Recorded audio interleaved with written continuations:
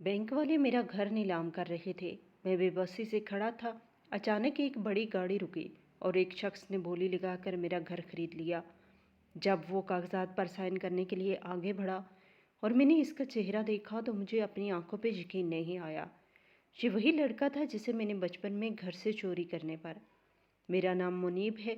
मैं गरीब माँ बाप का बेटा था। मेरी पैदाइश एक ऐसे घर में हुई जहाँ ख्वाहिशें बहुत थी मगर वसाइल बहुत कम थे। बचपन ही से मैंने अपने इर्द गिर्द ऐसे लोगों को देखा जो पैसे की वजह से इज्जत पाते थे।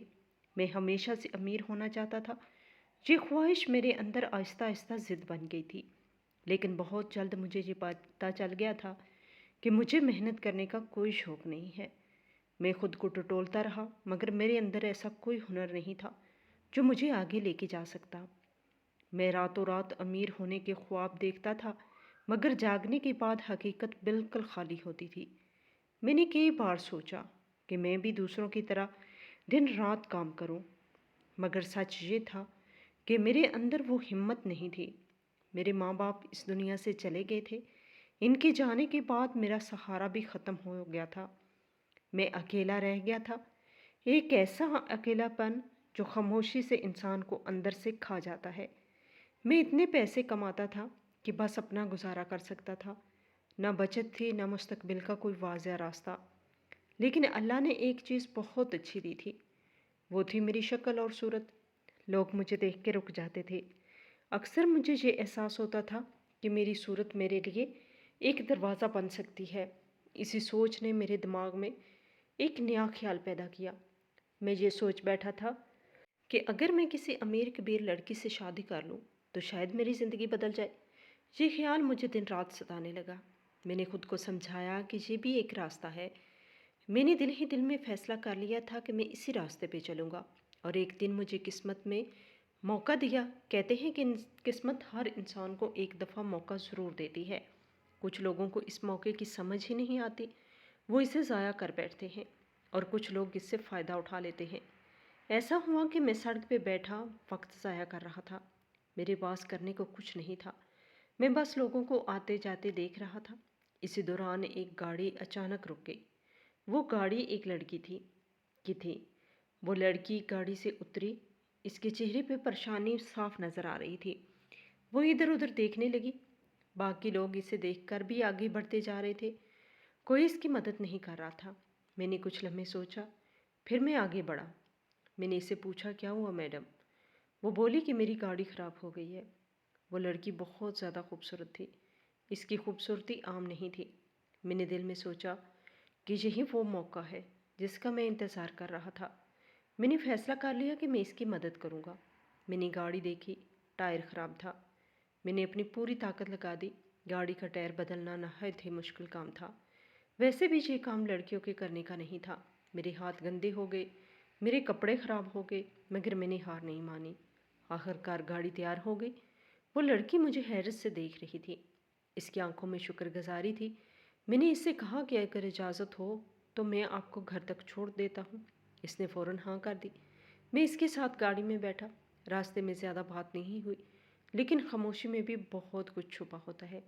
जब हम इसके घर पहुँचे तो मैं रुक गया। इसका घर बहुत बड़ा था। ऐसा घर मैंने पहले कभी नहीं देखा था। मुझे वही अंदाज़ा हो गया था कि ये आम लड़की नहीं है। वो कहने लगी कि आप क्या करते हैं? मैंने सच बोल दिया। मैंने कहा कि कुछ नहीं करता, मैं बेरोज़गार हूँ। इसने मुझे गौर से देखा, फिर कहा कि फिर आपका काम आए, मैं आपके लिए कुछ सोचूंगी। यह सुनकर मैं खुश हो गया। मैंने दिल में सोचा कि चलो कोई काम ही मिल जाएगा। मैं इसके दरवाजे से वापस मुड़ा। मुझे इस वक्त ये पता नहीं था कि वो लड़की मुझे मोहब्बत कर बैठी थी, लेकिन मुझे ये ज़रूर पता था कि वो एक अमीर बाप की रईस बेटी थी। रात भर मैं सोचता रहा कि मुझे क्या काम देगी। ये मुझे अपना बॉडीगार्ड रख लेगी या फिर ड्राइवर बना ले तो भी बहुत फ़ायदा हो जाएगा।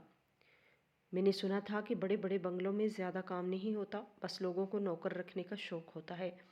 पता नहीं क्या होने वाला था, लेकिन सुबह मैं काफ़ी तैयार होकर गया तो सामने इसका बाप भी बैठा था। मैं तो समझा था ये अकेली लड़की है। मैंने सलाम किया तो इसने कहा, हाँ यंग मैन, कौन हो तुम? मैंने बताया कि वो आपकी बेटी ने बुलाया था, कह रही थी कोई काम दे देगी। وہ کہنے لگے کہ تم تو شکل سے کسی آفس کے مینیجر لگتے ہو، تمہارے پاس کام نہیں ہے؟ میں نے کہا کہ نہیں۔ تھوڑی دیر بعد وہ لڑکی بھی وہیں آ گئی، مجھے دیکھ کر بہت خوش ہوئی۔ کہنے لگی ڈیڈی ان کو کوئی کام دلا دینا، دیکھیں ان کو کام کی ضرورت ہے۔ اس کے باپ نے سوچ کر کہا کہ تم کہہ رہی تھی نا کہ گاڑی راستے میں خراب ہو جاتی ہے اور پھر اسے ٹھیک بھی نہیں ہوتی، اور آج کل رش بھی بہت زیادہ ہو گیا ہے، چلو اس کو تمہارا ڈرائیور رکھ دیتے ہیں، یہ گاڑی بھی چلا لے گا اور پھر خراب ہوئی تو ٹھیک بھی کر دے گا، اور تمہیں جہاں آنا جانا ہوا وہاں پر چھوڑ آئے گا۔ اس نے کہا کہ ہاں ٹھیک ہے، وہ خوش ہو گئی۔ میں نے کہا کہ ایک اور مسئلہ ہے سیٹھ جی۔ کہنے لگے کہ اب میں نے کہا میرے پاس رہنے کے لیے جگہ نہیں ہے۔ انہوں نے کہا کوئی بات نہیں، آپ کوارٹر میں رہ لینا، تمہارا کھانا پینا کپڑے سب ہماری طرف سے۔ میں بڑا خوش ہو گیا کیونکہ مجھے اسی لڑکی کا ڈرائیور رکھ لیا گیا تھا، اور سچ یہ ہے کہ مجھ سے زیادہ وہ خوش تھی۔ اس کے چہرے پر ایک عجیب سی روشنی آ گئی تھی، وہ بار بار مجھے ترچھی نگاہوں سے دیکھتی تھی، جیسے کچھ کہنا چاہتی ہو مگر کہہ نہ پا رہی ہو، اور میں اس وقت یہ بالکل نہیں سمجھ سکا کہ وہ کیا چاہ رہی ہے، یا اس کی آنکھوں میں وہ عجیب سی نرمی کیوں اتر آئی ہے۔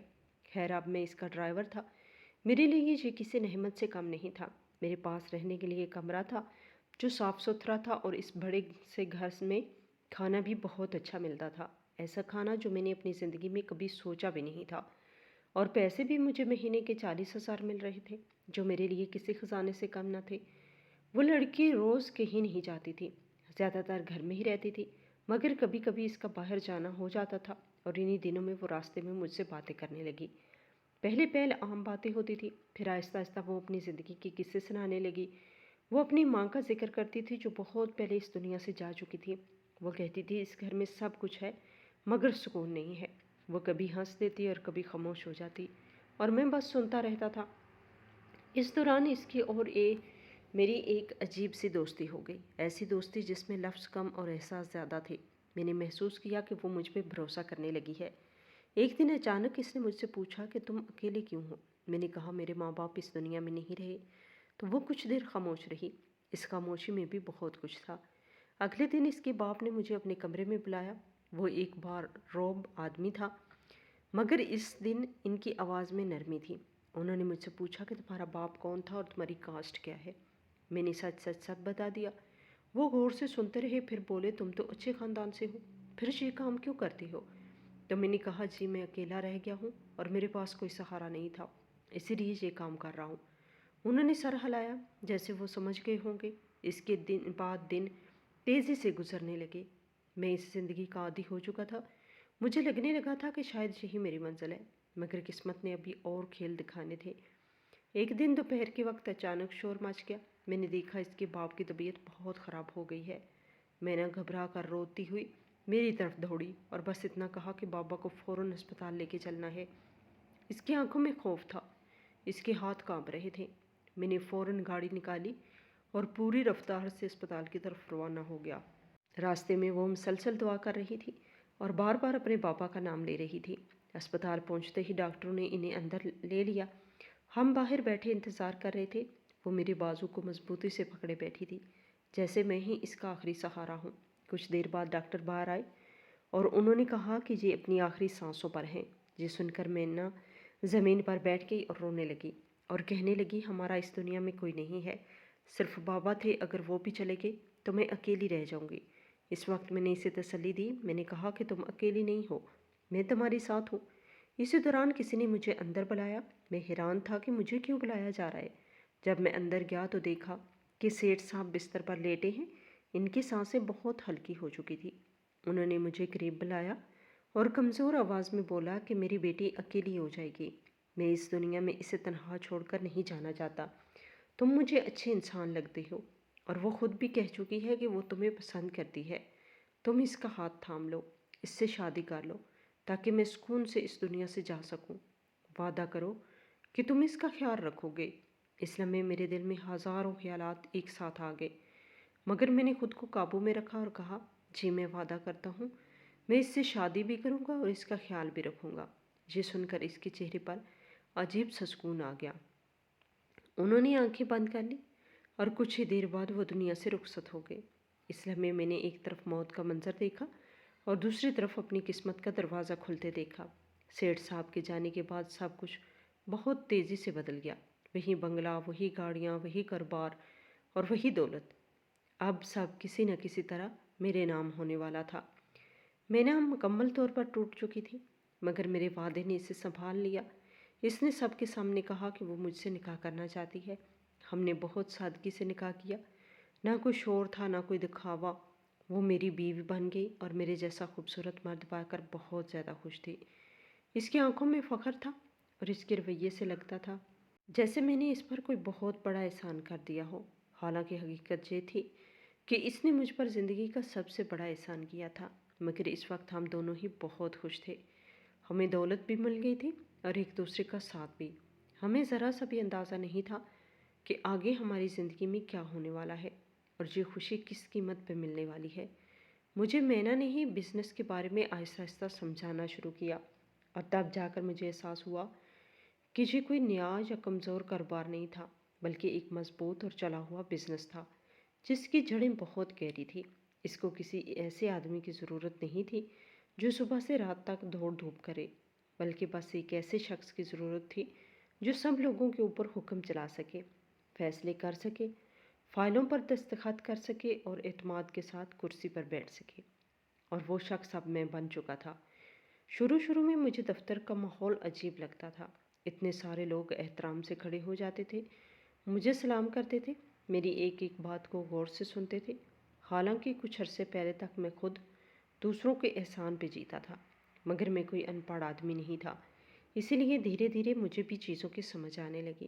میں نے حساب کتاب سیکھا، لوگوں کے چہروں سے نیت پہچاننا سیکھا، اور یہ بھی جان لیا کہ کہاں نرم ہونا ہے اور کہاں سخت۔ میں نہ ہر قدم پر میرے ساتھ تھی۔ وہ مجھے بتاتی تھی کہ اس کے بابا کس طرح فیصلہ کیا کرتے تھے، کون سا آدمی وفادار ہے اور کون صرف فائدہ دیکھتا ہے۔ اس کی باتوں میں تجربہ تھا اور میں خاموشی سے سب سیکھ رہا تھا۔ اسی دوران ایک دن اس نے مجھے بتایا کہ وہ ماں بننے والی ہے۔ یہ سن کر میرے دل میں ایسی خوشی ہوئی جس کو میں لفظوں میں بیان نہیں کر سکتا۔ میں نے پہلی بار محسوس کیا کہ میری زندگی واقعی مکمل ہونے جا رہی ہے۔ گھر کا ماحول بدل گیا تھا۔ مینا کے چہرے پر ایک الگ ہی چمک آ گئی تھی۔ وہ بچوں کے کپڑے دیکھتی، نام سوچتی اور مستقبل کے خواب بنتی تھی، اور میں اسے خاموشی سے دیکھتا رہتا تھا۔ پھر وہ دن آ گیا جب ہمارے گھر میں پہلے بیٹے کی پیدائش ہوئی۔ جب میں نے اس بچے کو دیکھا تو مجھے یوں لگا جیسے میں خود کو دیکھ رہا ہوں۔ وہ بالکل مجھ پہ کیا تھا، اس کا چہرہ، اس کی آنکھیں، سب کچھ میرا عکس تھا۔ اسے گود میں لیتے ہوئے میرے ہاتھ کانپ رہے تھے۔ اس دن مجھے احساس ہوا کہ دولت سے زیادہ قیمتی چیز اولاد ہوتی ہے۔ اس کے بعد زندگی ایک نئے انداز میں آگے بڑھنے لگی۔ میں نہ اب جو ایک ماں بن چکی تھی، وہ ہر وقت بچے کے ساتھ رہتی۔ اس کی نیند، اس کی خوراک، اس کی ہنسی، سب کچھ اس کے گرد گھومنے لگا۔ میں بھی دفتر سے جلدی واپس آنے لگا تھا تاکہ اپنے بیٹے کے ساتھ وقت گزار سکوں۔ انہی دنوں میں نے مینا کی ایک عادت کو اور قریب سے دیکھا۔ وہ دل کی بہت کھلی ہوئی تھی۔ اسے صدقہ خیرات کرنے کا بہت شوق تھا۔ کوئی مانگنے والا خالی نہیں جاتا تھا۔ میں کبھی کبھی اسے سمجھاتا بھی تھا، مگر وہ بس مسکرا دیتی تھی۔ وقت یوں ہی گزرتا گیا اور 2 سال بعد ہمارے گھر دوسرے بیٹے کی پیدائش ہوئی۔ اس بار خوشی پہلے سے بھی زیادہ تھی۔ 2 بیٹوں کا باپ بن کر میرے اندر ایک نئی توانائی آ گئی تھی۔ میں خود کو زیادہ مضبوط، زیادہ پر اعتماد محسوس کرنے لگا تھا۔ گھر میں بچوں کی آوازیں گونجنے لگی۔ ان کے کھیلنے کی آوازیں، ان کی ہنسی ہمارے دنوں کو روشن کر دیتی تھی۔ مینا بھی بہت خوش تھی۔ وہ اکثر کہتی تھی کہ اس کا گھر اب مکمل ہو رہا ہے۔ ہم نے بہت سی خوشیاں اکٹھی دیکھی۔ بچوں کے پہلے قدم، پہلی آوازیں، پہلی ضد، سب کچھ ہمارے لیے خاص تھا۔ کبھی کبھی ہمارے درمیان چھوٹے موٹے جھگڑے بھی ہو جاتے تھے، مگر وہ زیادہ دیر نہیں چلتے تھے، کیونکہ مینا مجھ سے بے حد محبت کرتی تھی اور وہ میری دیوانی تھی، اور اب مجھے بھی وہ واقعی اچھی لگنے لگی تھی۔ آخر وہ میری بیوی تھی، میرے بچوں کی ماں تھی۔ وقت گزرتا رہا اور پھر ایک دن ہمارے گھر تیسرے بیٹے کی پیدائش ہوئی۔ وہ دن ہماری زندگی کا سب سے خوش دن تھا۔ میں 3 بیٹوں کا باپ بن چکا تھا، 3 خوبصورت مضبوط بچوں کا باپ۔ اس لمحے مجھے لگا کہ میں نے زندگی میں سب کچھ حاصل کر لیا ہے۔ میرے پاس دولت تھی، عزت تھی، ایک وفادار بیوی تھی اور 3 شیر جیسے بیٹے تھے۔ میں دل ہی دل میں خود کو دنیا کا سب سے خوش نصیب انسان سمجھنے لگا تھا۔ میں مینا کے صدقے خیرات اور لوگوں کی مدد کرنے کے معاملے میں اب آہستہ آہستہ تنگ ہونے لگا تھا۔ میرے دل میں ایک چبھن سی پیدا ہو گئی تھی۔ مجھے ایسا محسوس ہونے لگا تھا کہ میں دن رات کاروبار سنبھال رہا ہوں، فیصلے کر رہا ہوں، ذمہ داریاں اٹھا رہا ہوں، اور وہ بنا سوچے سمجھے پیسہ لوٹا رہی ہے۔ ایک دن یہ بات میرے دل میں نہیں رہی اور میں نے اسے صاف صاف کہہ دیا کہ اپنا ہاتھ ذرا ہلکا رکھا کرو، ہر کسی پر اتنا خرچ کرنے کی کیا ضرورت ہے۔ وہ پہلے تو خاموش رہی، پھر اس نے کہا کہ اگر ہم ہی ایسے لوگوں کی مدد نہیں کریں گے تو کون کرے گا؟ میں نے غصے میں کہا، دیکھو میں محنت سے پیسے کماتا ہوں اور تم اس طرح اٹھا اٹھا کر لوگوں کو دیتی رہتی ہو، کیا ضرورت تھی 2 لڑکیوں کی شادی کی ذمہ داری لینے کی؟ کیا تمہیں پتہ ہے شادی کا مطلب کیا ہوتا ہے؟ ابھی ہمارے اپنے 3 بچوں کی بھی شادیاں کرنی ہیں، مستقبل کا بھی سوچنا ہوتا ہے۔ اس نے بڑے اطمینان سے کہا کہ بہت پیسے ہیں ہمارے پاس۔ یہ سن کر میرے اندر کا غصہ اور بڑھ گیا اور میں نے وہ بات کہہ دی جو شاید مجھے نہیں کہنی چاہیے تھی۔ میں نے کہا کہ یہ میرا پیسہ ہے، میں جانوں کہاں خرچ کرنا ہے۔ جیسے ہی یہ لفظ میرے منہ سے نکلا، اس کا چہرہ بدل گیا۔ اس نے سیدھا میری آنکھوں میں دیکھ کر کہا کہ تمہارا پیسہ کیسے ہو گیا؟ یہ میرے باپ کا کمایا ہوا پیسہ ہے، پیسے سے پیسہ کمایا جاتا ہے، تم صرف اسے سنبھال رہے ہو۔ یہ سب کچھ میرے باپ کی محنت ہے اور میں خرچ کرنے سے پہلے تم سے نہیں پوچھوں گی۔ اس کی یہ بات میرے دل میں تیر کی طرح لگی۔ مجھے بہت زیادہ غصہ آ گیا، مگر میں جانتا تھا کہ وہ یہ بات ایک دن ضرور بولے گی، اور آج اس نے بول دی تھی۔ اس نے بات ختم نہیں کی بلکہ مزید آگے بڑھ گئی اور کہنے لگی کہ یہ بھی یاد رکھو کہ تمہاری بھی تو مدد کی تھی نا، میں نے تبھی تم آج اس حویلی کے سیٹھ بن کر بیٹھے ہو، ورنہ تمہارے پاس کیا تھا؟ یہ سن کر میں اندر سے ٹوٹ سا گیا۔ میں بالکل چپ ہو گیا کیونکہ میرے پاس کہنے کو کچھ نہیں تھا۔ سچ یہی تھا۔ اس نے پھر ایک اور بات کہی جس نے مجھے بالکل خاموش کر دیا۔ اس نے کہا کہ یہ بھی یاد رکھنا کہ ابھی بھی 70% شیئرز میرے نام ہیں، اسی لیے میں جو چاہوں وہ کر سکتی ہوں۔ اس دن کے بعد ہمارے درمیان ایک انکہی دیوار کھڑی ہو گئی۔ بظاہر زندگی چلتی رہی مگر میرے دل میں ایک تلخی بیٹھ گئی۔ ہمارے بچے اس وقت بڑے ہو رہے تھے، ان کی پڑھائی، ان کی شرارتیں، ان کی ہنسی گھر کو بھرا ہوا رکھتی تھی، مگر میرے دل کا بوجھ کم نہیں ہو رہا تھا۔ پھر ایک دن ایسا ہوا جس نے مجھے مکمل طور پر ہلا کے رکھ دیا۔ مینا اچانک ایک دن گھر آئی تو اس کی گود میں ایک بچہ تھا جو اس وقت بمشکل 2 سال کا تھا۔ میں نے حیرت سے پوچھا کہ یہ کس کا بچہ اٹھا کر لے آئی ہو؟ اس نے بڑے سکون سے کہا کہ ایک عورت تھی جسے میں ہر مہینے راشن دیا کرتی تھی۔ اس کا شوہر پہلے نہیں تھا، وہ خود بھی بیمار تھی اور اب وہ اس دنیا سے چلی گئی ہے۔ یہ بچہ مجھے سونپ گئی ہے، اس کا کوئی رشتہ دار نہیں۔ دیکھو کتنا پیارا بچہ ہے۔ میں یہ سن کر حیران رہ گیا اور غصے سے بولا، تم لوگوں کے بچے اٹھا اٹھا کر لانے لگی ہو؟ وہ فوراً بولی کہ لوگوں کے نہیں، یہ ہماری نوکرانی تھی، وہ بیچاری کافی عرصے سے بیمار تھی، اسی لیے کام سے ہٹا دی تھی۔ یہ اس کا بچہ ہے، اس کا نام احمد ہے۔ میں نے کہا، نام کا کیا کرنا ہے؟ کیوں لے کر آئی ہو اسے؟ کہیں چھوڑ کر آؤ، کوئی نہ کوئی رشتہ دار تو ہوگا، ہمارے اپنے 3 بیٹے ہیں، اب ہم اس بچے کو بھی پالیں گے۔ اس نے بغیر کسی تردد کے کہا کہ ہاں، یہ بھی ہمارا بیٹا ہوگا۔ میں اس موضوع پہ جتنی بحث کرتا گیا وہ اتنی ہی مضبوط ہوتی چلی گئی۔ اس کے لہجے میں نرمی تھی مگر فیصلہ پکا تھا۔ آخر کار وہ نہیں مانی اور اس بچے کو ہمارے گھر کا حصہ بنا دیا۔ میرے اپنے بیٹے اس بچے کے ساتھ خوش تھے، وہ اس کے ساتھ کھیلتے تھے، ہنستے تھے۔ گھر میں نوکرانی بھی تھی جو اسے سنبھالنے میں مدد کرتی تھی، مگر میں اندر ہی اندر پریشان تھا۔ مجھے لگ رہا تھا کہ یہ عورت جو ٹھان لیتی ہے کر کے رہتی ہے اور میں بس دیکھتا رہ جاتا ہوں۔ میری بیوی نے مجھے تنگ تو بہت کیا ہوا تھا مگر اب معاملہ صرف تنگ کرنے تک محدود نہیں رہا تھا۔ وہ ہر دن مجھے اس بات کے طعنے دینے لگی تھی کہ یہ سب کچھ اس کے باپ کا ہے۔ میں جو بھی بات کرتا وہ اسی نقطے پہ آ کے رک جاتی تھی۔ اگر میں کسی نئے فیصلے کی بات کرتا یا کسی نئے منصوبے کا ذکر کرتا تو وہ فوراً کہہ دیتی کہ میرے باپ نے بڑی محنت سے یہ سب کچھ کمایا ہے، تم کاروبار کے چکر میں سب کچھ اڑا نہ لینا۔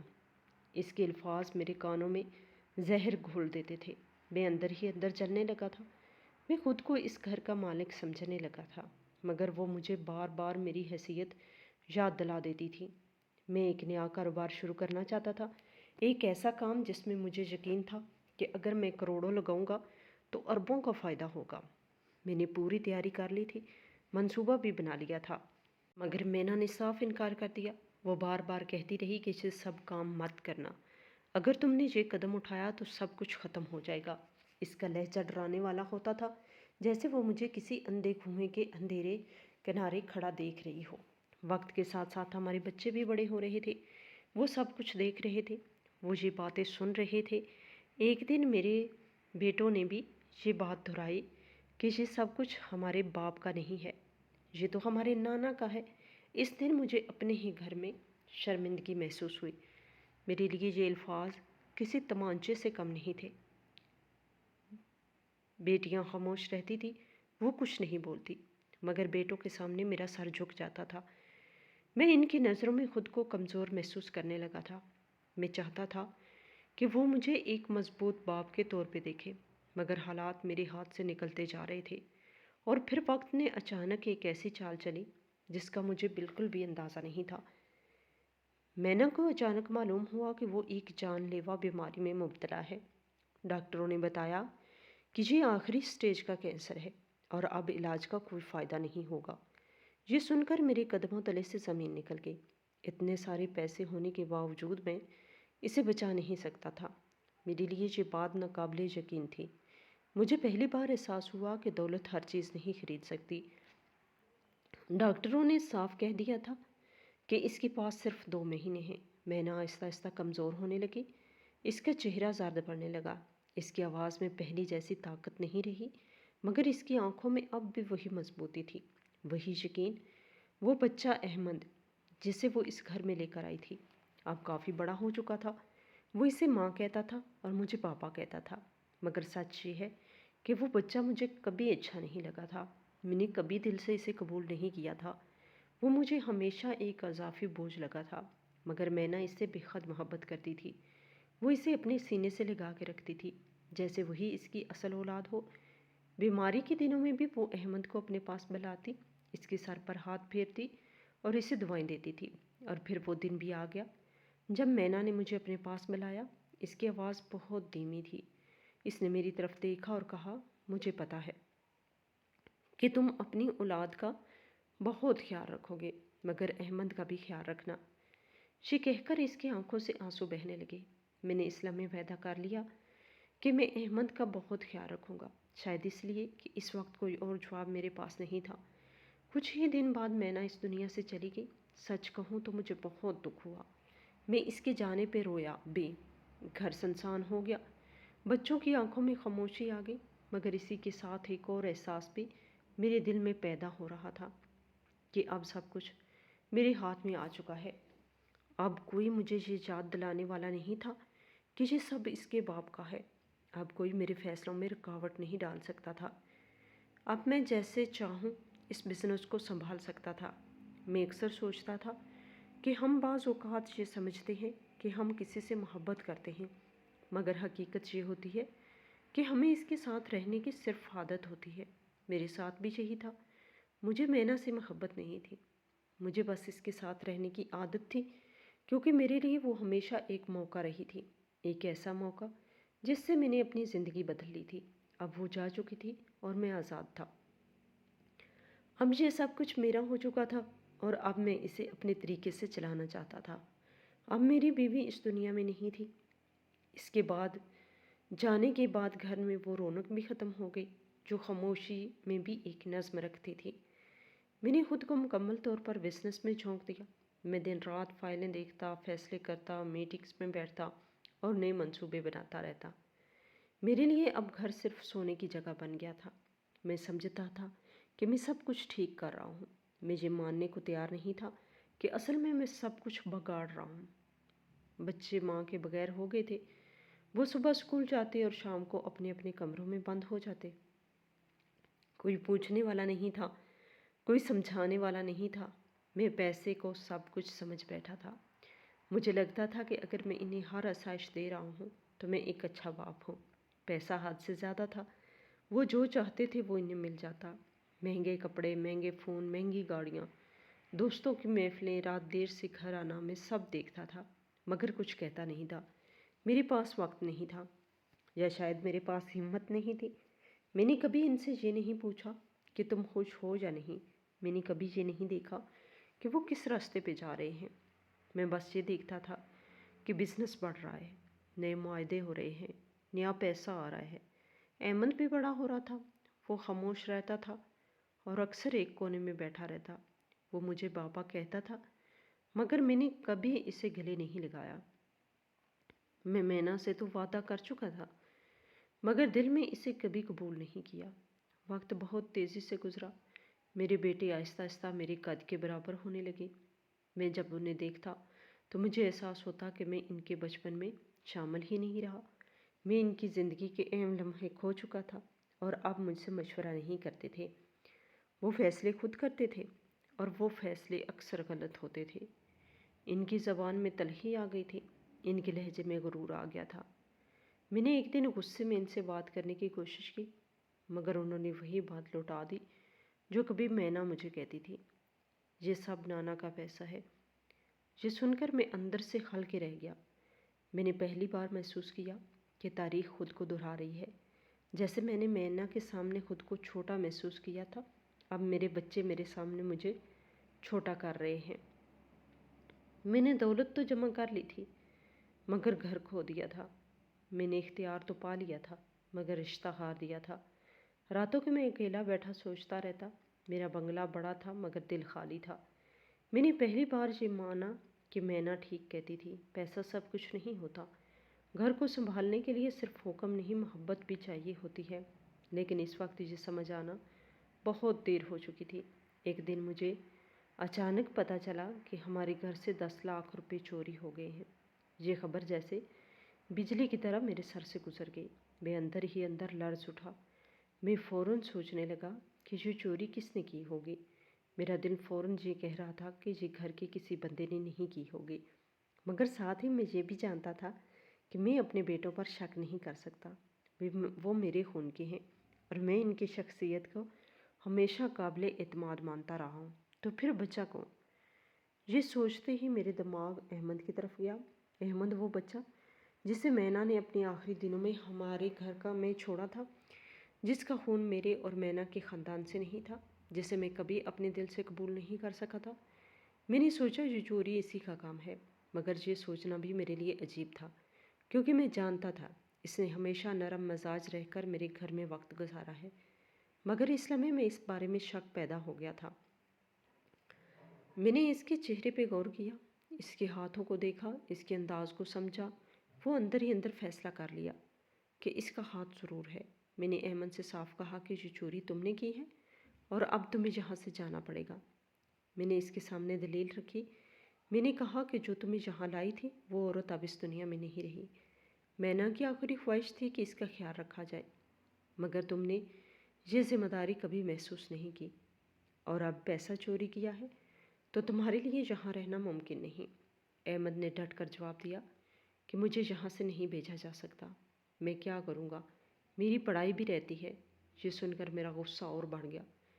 मैंने इसके कंधों को थोड़ा धक्का दिया और कहा कि जो तुझे यहाँ लाया था वो मर चुकी है और हमारे साथ तेरा कोई रिश्ता नहीं है।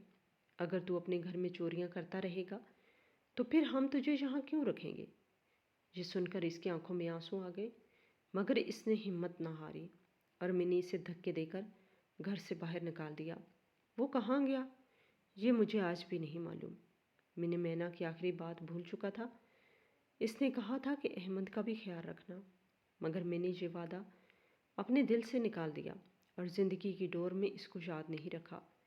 ये वो दिन था जिसने मेरी ज़िंदगी के आने वाले 10 सालों के नक्शे बदल दिए। मैंने वो कारोबार शुरू किया जिसमें मैना ने मुझे रोका था, जिसमें करोड़ों लगाने थे और अरबों कमाने की तवक्को थी। मैंने करोड़ों लगा दिए, मंसूबाबंदी की, हर छोटी बड़ी बात का हिसाब रखा, मगर किस्मत का खेल अजीब था। मैं अरबों कमा नहीं सका। जो कुछ बचा वो भी मेरे बेटों ने छीन लिया। वो पैसा लेकर बाहर के मुल्क अय्याशी करने गए।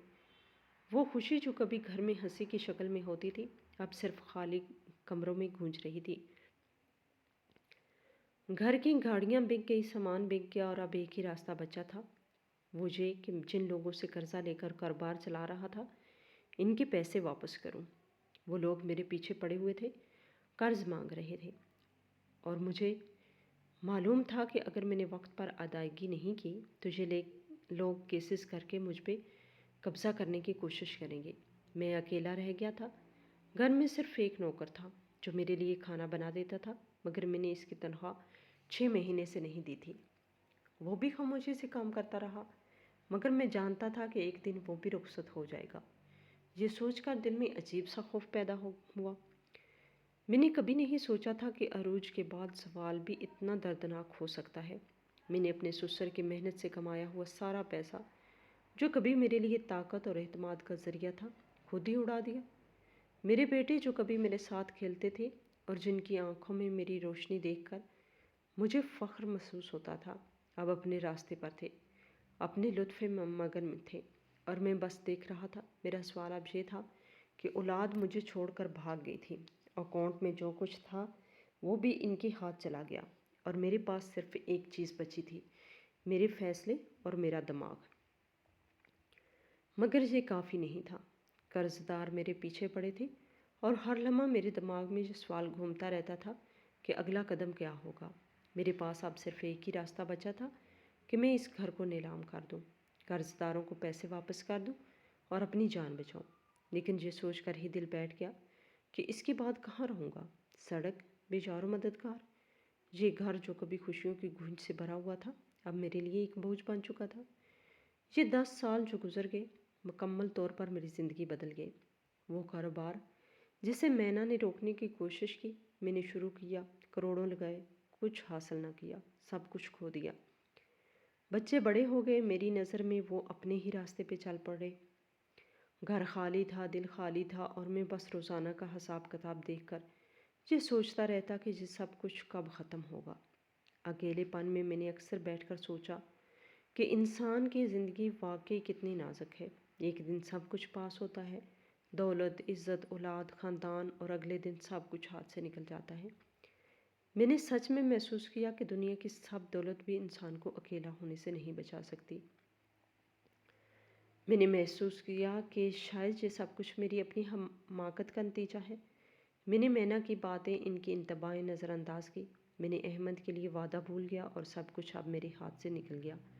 اب گھر کی رونق ختم تھی، بچے بڑے ہو گئے، قرض دار پیچھے پڑے تھے، اور میں اپنے لیے کوئی راستہ نہیں دیکھ رہا تھا۔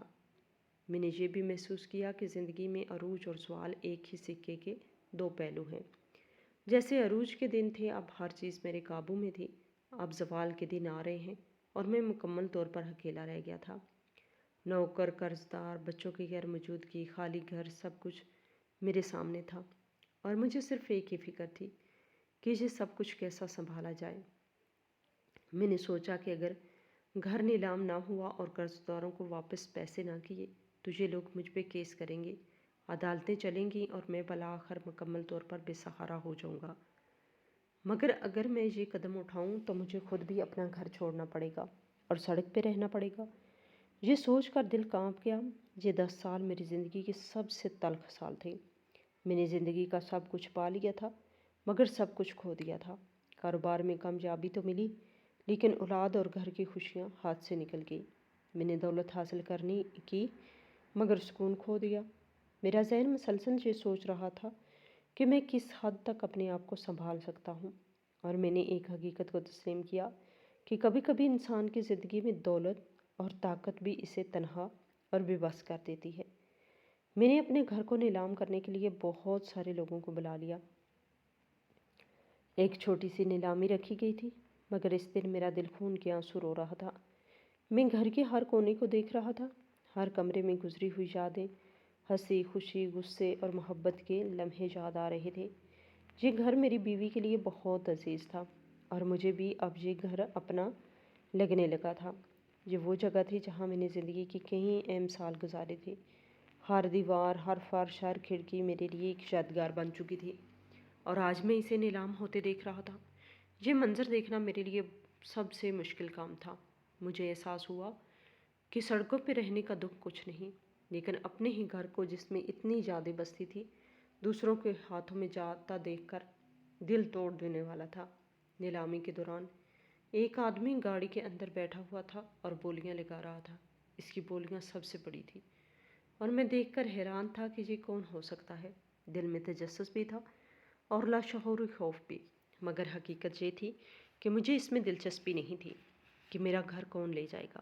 اصل بات یہ تھی کہ میرا گھر واقعی فروخت ہو رہا تھا اور میں بس خاموشی سے سب کچھ دیکھ رہا تھا۔ بولی ختم ہوئی اور سب سے بڑی بولی اسی نے لگائی اور واقعی وہ جیت گیا۔ گھر اس کے نام ہو گیا اور وہ پاس ہی بیٹھا تھا۔ اس نے کہا کہ میں نئے مالک کو کاغذات دے دوں۔ میں نے سختی سے کہا نہیں، مجھے یہ دکھ برداشت نہیں، خود ہی دے دو۔ مگر تھوڑی دیر بعد وہ دوبارہ آیا۔ اس کے چہرے پر ایک عجیب سی سنجیدگی تھی اور آنکھوں میں نمی تھی۔ اس نے کہا کہ مالک چاہتا ہے کہ پرانا مالک خود کاغذات دے۔ میں نے دل ہی دل میں سوچا شاید یہ بھی جبر برداشت کرنا پڑے گا، اور گاڑی سے باہر آیا۔ میں نے اسے دیکھا تو میری حیرت کے انتہا نہ رہی۔ یہ کوئی اور نہیں بلکہ احمد تھا، وہی بچہ جسے میں نے کئی سال پہلے گھر سے نکالا تھا، وہی بچہ جسے مینا نے اپنے آخری دنوں میں ہمارے گھر میں چھوڑا تھا۔ احمد کی آنکھوں میں آنسو تھے اور اس کے ہاتھوں میں کاغذات نہیں بلکہ میرے ہاتھ میں کاغذات رکھے تھے۔ اس نے کہا بابا یہ گھر آپ کا ہے، میں کسی اور کو کیسے دے سکتا تھا؟ یہ گھر میں نے آپ کے لیے ہی واپس خریدا ہے اور جو پیسے آپ کو ملے ہیں ان سے آپ اپنے قرضے اتار لیں۔ میری آنکھوں سے آنسو خود بخود بہنے لگے۔ یہ وہی بچہ تھا جسے میں نے کبھی اپنا بیٹا نہیں سمجھا، جسے میں نے اپنی محبت سے محروم رکھا، اور آج وہی میرے لیے خوشی کا سبب بن گیا۔ اس نے یہ سب کچھ میرے لیے کیا، بغیر کسی شکایت کے، بغیر کسی شرط کے۔ میں نے حیرت سے پوچھا تم نے یہ پیسے کہاں سے کمائے؟ وہ مسکرا کے بولا لمبی کہانی ہے، پھر کبھی سناؤں گا، لیکن یہ آپ کا گھر ہے، آپ کو یہاں سے کوئی نہیں نکالے گا اور آپ کو کام کرنے کی ضرورت نہیں، میرا کاروبار ہے۔ میرا دل اس لمحے سے مکمل طور پر بھر گیا۔ میں نے کہا مجھے معاف کر دو، میں نے تمہیں ہمیشہ غیر سمجھا، تم ہمیشہ مجھے پاپا کہتے رہے اور میں نے تمہیں کبھی بھی اپنا بیٹا نہیں سمجھا، مگر آج واقعی تم میرے بیٹے ہو۔ احمد نے فوراً مسکرا کر کہا مجھے ماما خواب میں آئی تھی، انہوں نے مجھے کہا کہ جاؤ اپنے باپ کی مدد کرو، وہ پریشان ہے۔ یہ سن کر میری آنکھیں دوبارہ بھر آئیں۔ میں نے اس کے گلے لگایا، اس کا سر سینے سے لگا لیا۔ وہی بچہ جو کبھی میرے لیے بوجھ تھا آج میرے لیے سب کچھ۔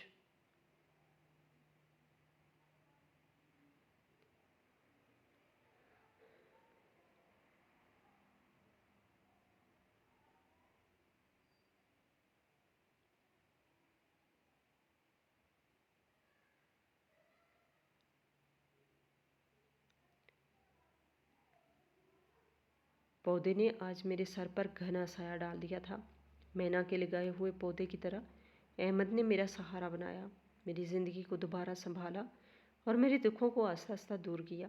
میرے بیٹے جو مجھے 2 سال سے فون تک نہیں کرتے تھے آج بھی کہیں دور رہ گئے ہیں، مگر احمد نے میرے ساتھ اتنی خدمت اور وفاداری دکھائی کہ میرا دل مطمئن ہو گیا۔ وہ صبح سے شام تک میرے ساتھ رہتا، میرے کام میں میرا ہاتھ بٹاتا اور ہر لمحے میرا خیال رکھتا۔ میں نے محسوس کیا کہ زندگی واقعی ایک عجیب سا کھیل ہے۔ کبھی انسان سوچتا ہے کہ سب کچھ ختم ہو گیا، سب کچھ کھو گیا، مگر اچانک ایک ایسا لمحہ آ جاتا ہے جو سب کچھ واپس لا دیتا ہے، اور یہ لمحہ احمد کے آنے سے میرے لیے آیا۔ میں نے احمد کو گود میں لیا، اسے دیکھا اور دل سے دعا دی کہ یہ بچہ ہمیشہ خوش رہے، ہمیشہ میرے ساتھ رہے۔ وہی بچہ جسے میں نے کبھی اپنا نہیں سمجھا تھا آج میرے لیے سب کچھ بن گیا تھا۔ میں نے احمد کے ہاتھ میں اپنے ہاتھ رکھے اور کہا اب سے تم صرف مینا کے نہیں بلکہ میرے بھی بیٹے ہو، تم ہمیشہ میرے ساتھ رہو گے اور میں ہمیشہ تمہارے ساتھ رہوں گا۔